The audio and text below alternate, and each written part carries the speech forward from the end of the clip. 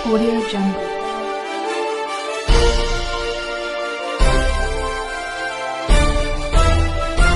Audio Jungle.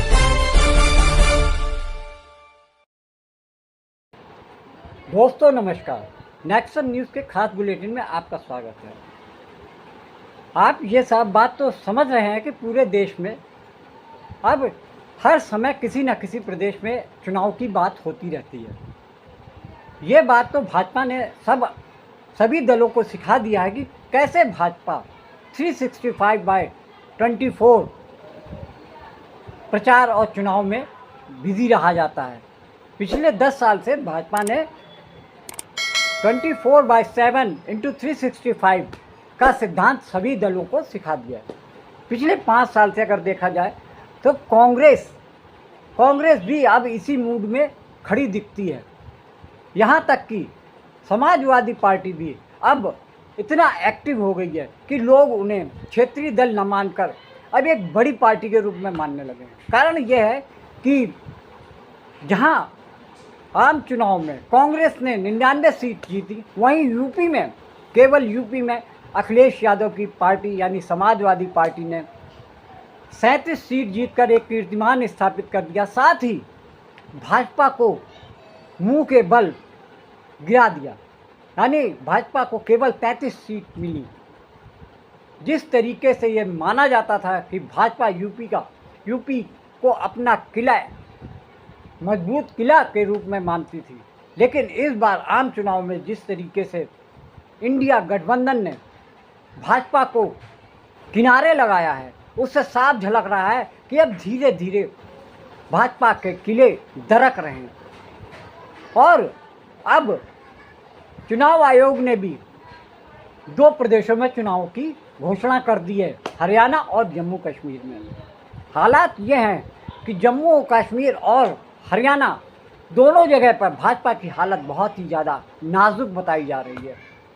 Haryana में ये स्थिति है कि पिछले 10 साल से भाजपा की सरकार है और लास्ट यानी 4 महीने पहले, चुनाव के 4 महीने पहले केंद्रीय नेतृत्व ने वहाँ के 9 साल के सीएम मनोहर लाल खट्टर को हटाते हुए वहाँ ओबीसी के एक नेता बीजेपी के सांसद नायब सिंह सैनी को मुख्यमंत्री पद पे बैठा दिया।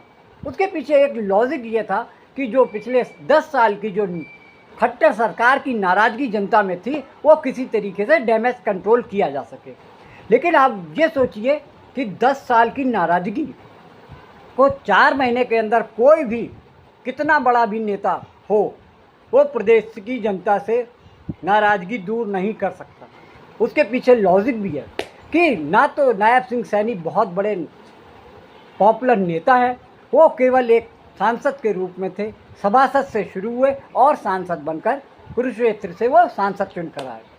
अब ये स्थिति भाजपा ने ये सोचा कि ओबीसी का बहुत अच्छा खासा वोटर है हरियाणा में, तो उसको अपनी तरफ आकर्षित करने के लिए नायब सिंह सैनी को चीफ मिनिस्टर बना दिया।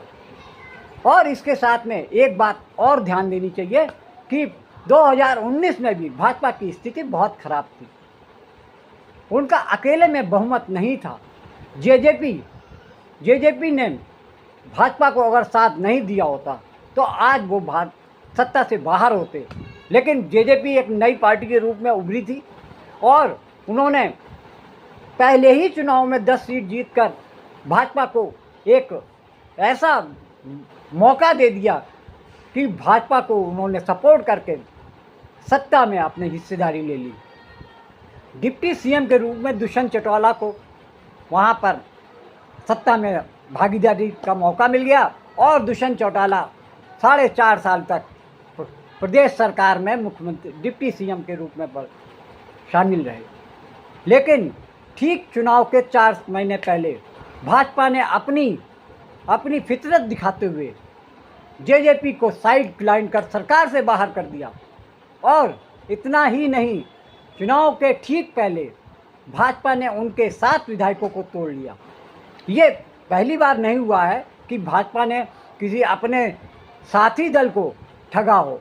इससे पहले भी वो कई बार ऐसा कर चुके हैं। बिहार में बिहार में रामविलास पासवान की पार्टी लोजपा के साथ भी प्रधानमंत्री मोदी और शाह ने जो तिकड़म लगा के उनकी पार्टी को तोड़ा, वो बहुत ही ज़्यादा असंभव, बहुत ही ज़्यादा दुखदायी था। रामविलास पासवान के बेटे चिराग पासवान 2020 में मोदी जी को अपना राम मानते थे और पूरे चुनाव में उन्होंने हनुमान के रूप में उनकी गुणगान किया और कहा कि मोदी जी तो मेरे लिए राम है और मैं उनका हनुमान हूँ। इस चुनाव के दौरान रामविलास पासवान के बेटे चिराग पासवान ने नीतीश कुमार की पार्टी जेडीयू की लंका लगा दी। जो पार्टी 70 से 72 सीट पर जीत हासिल करती थी, चिराग पासवान के हथकंडों के चलते वो 42-43 सीट पे आ गई। इससे साफ जाहिर हो गया कि सत्ता के लिए बीजेपी किसी के साथ भी दगा कर सकती है। आप इसका एक और उदाहरण देख सकते हैं महाराष्ट्र में। महाराष्ट्र में बाला साहब ठाकरे के साथ में भाजपा का बहुत पुराना गठबंधन था। कारण ये था कि हिंदुत्व की बात करके दोनों एक ही सुर में रहते थे। वहाँ पर उन्होंने शिवसेना के साथ भी ऐसा किया।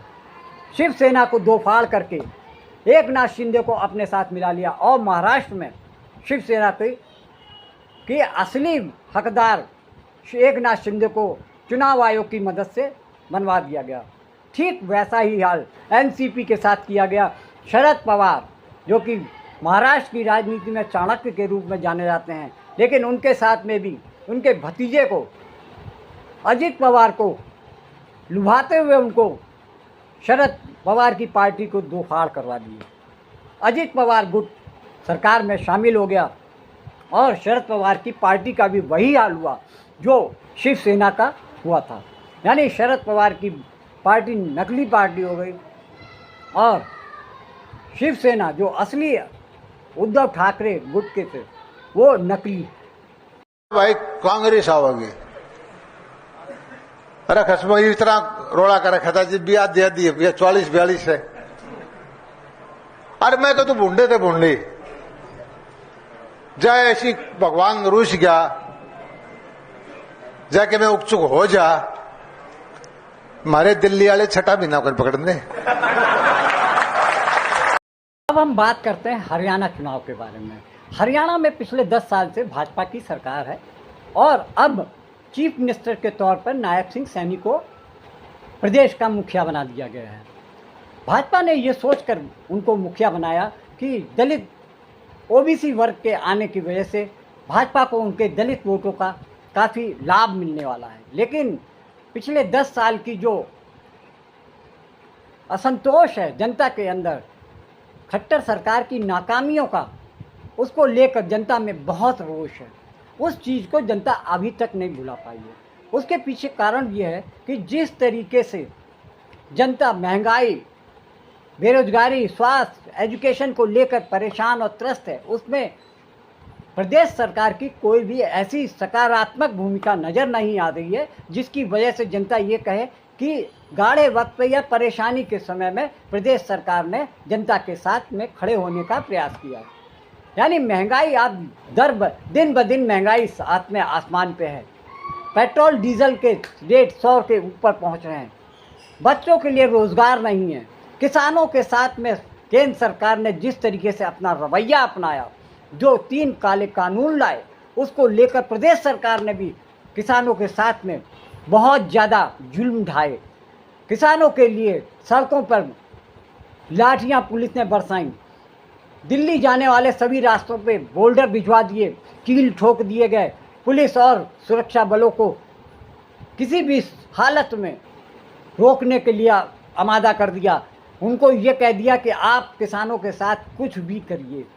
यानी एक तरफ प्रधानमंत्री ये कहते थे कि किसानों की आय डबल कर दी जाएगी, लेकिन 2022 निकल गया, लेकिन किसानों की आय दोगुनी थी, छोड़िए और भी ज़्यादा घट गई है। आंकड़े बताते हैं कि एक किसान दिन भर में 27 रुपये कुछ पैसे की अर्निंग कर रहा है। और महंगाई को आप देख लीजिए, धीरे धीरे गरीब की थाली में से रोटियां, सब्जियां और दाल ख़त्म होती जा रही। अब स्थिति ये आ गई कि रोटी नमक के साथ खाने की नौबत आ गई है। और सबसे दिलचस्प बात यह है कि ना तो केंद्र सरकार इन समस्याओं के बारे में कुछ सकारात्मक कदम उठाता है और ना ही प्रदेश सरकार इन सब समस्याओं को मान्यता देता है। उसके दिमाग में तो बस यही है कि मंदिर बनवा दिया हमने, विदेश में डंका बज रहा है, मोदी जी विश्व गुरु बन गए हैं। इन सब चीज़ों को लेकर जनता को भरगलाया जाता है और जनता भी कब तक उनके इस झूठे वादों के बीच में पिस कर रहेगी। अब ये जनता ने तय कर लिया है कि खास तौर से हरियाणा में जो भाजपा का कुशासन है उसको बदल के रहेंगे। उन्होंने ये भी कह दिया है कि अब बदलाव की बयार दिख रही है। प्रदेश में ये देखा जा रहा है कि अब पिछले 10 साल से जो कांग्रेस निर्जीव पड़ी हुई थी वो उसमें पुनर्जीवन दिख रहा है। जिस तरीके से आम चुनाव में कांग्रेस ने प्रदेश में 5 सीटों पे जीत हासिल की, वहीं भाजपा के 5 सीटों का नुकसान हुआ।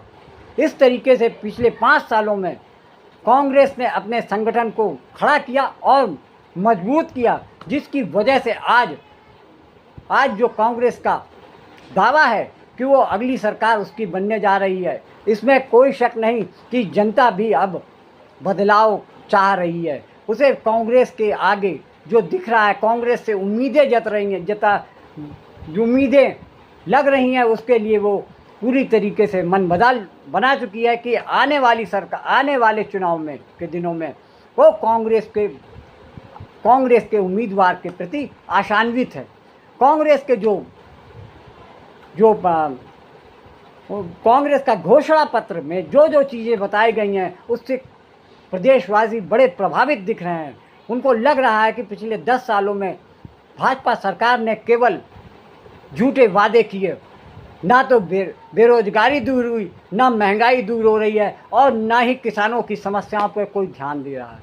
ये लग रहा है कि केवल वो धर्म के नाम पर, आस्था के नाम पर जनता को ठगने का काम कर रहे हैं। उनको जनता को आपस में हिंदू मुस्लिम करा के लड़ाते रहो और प्रदेश और केंद्र में शासन करते रहो। ये पिछले 10 साल में जनता ने राजनीति को समझ लिया है कि जनता को किस तरीके से दोहन किया जाता है, वो भाजपा को अच्छी तरीके से आता है। वहीं कांग्रेस ने जो पूरे प्रदेश में या पूरे देश में अपना वर्चस्व कायम करने की जो प्रयास किया है उसमें वो काफ़ी हद तक सफल रहे।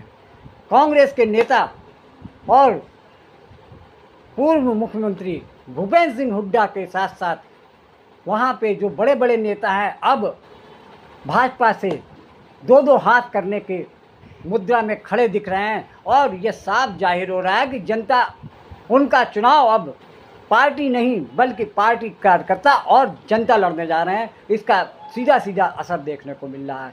आपको बता दें कि जब चुनाव आयोग ने वोटिंग की डेट डिक्लेयर की तब भाजपा को इतना अंदाज़ा नहीं था कि प्रदेश में हरियाणा में भाजपा की हालत बहुत बुरी है।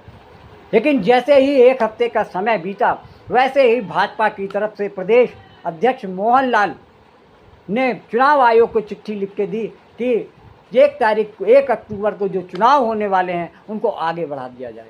कारण ये बताया उन्होंने कि चुनाव के पहले और चुनाव के बाद में लगभग 5 दिन की छुट्टी पड़ेगी। इस बीच से इससे बहुत सारे लोग प्रदेश के घूमने निकल जाएंगे और वोट प्रतिशत कम हो जाएगा, यानी वोटिंग कम हो जाएगी।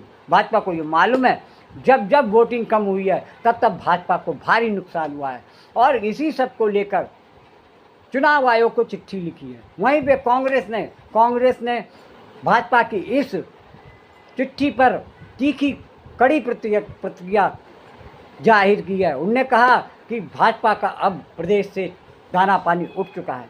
लोगों ने मन बना लिया है कि वो आगामी विधानसभा चुनाव में भाजपा की छुट्टी करने वाले हैं और ये भाजपा अपनी हार को बचाने के लिए चुनाव आयोग के पाले में गए हैं। शायद चुनाव आयोग से उनको कुछ राहत मिली। वहीं दूसरी तरफ प्रदेश सरकार के वित्त मंत्री जेपी दलाल, उन्होंने जनसभा में प्रचार के दौरान एक बात बेहुदा और बेतुकी बात कही कि अगर वैसे तो हमारी सरकार तीसरी बार बनने जा रही है, लेकिन अगर किन्हीं कारणों से हमारी सरकार नहीं बनती है तो हम और हमारे केंद्रीय नेतृत्व 6 महीने के अंदर उस सरकार को गिरवा देंगे। ये बात उन्होंने तब कही जबकि प्रदेश में अधिसूचना जारी हो चुकी है, चुनाव की डेट घोषित हो चुकी है और प्रचार करते समय सरकार के मंत्री ऐसे बेतुके बयान दे रहे हैं और दूसरी तरफ चुनाव आयोग की नाकामी और निकम्मेपन की हद है कि ऐसे बयान होने के बावजूद आज तक उनको कोई नोटिस नहीं भेजा है, ना ही केंद्र सरकार की तरफ से या भाजपा की तरफ से अपने इस भाजपा नेता की कुतर्क को खारिज करते। लेकिन ये समझ में आ गया कि भाजपा केंद्रीय नेतृत्व जो चाहता है, जो बातें उसके लिए कही जाती हैं, वो उनके नेता, प्रदेश स्तरीय नेता अपनी बात को जनता के सामने हूबहू वही कहते हैं। इससे साफ जाहिर होता है कि चुनाव प्रक्रिया निष्पक्ष नहीं होती है।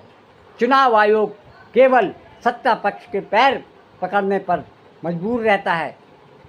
चुनाव आयोग पर पहले भी इससे पहले भी जो आरोप लगते रहे हैं कि वो सत्ता के साथ में खड़ा होकर चुनाव करवाता है, इस बात में अब कोई शक नहीं रहा है। दोस्तों, आज भाई कांग्रेस आवेगी।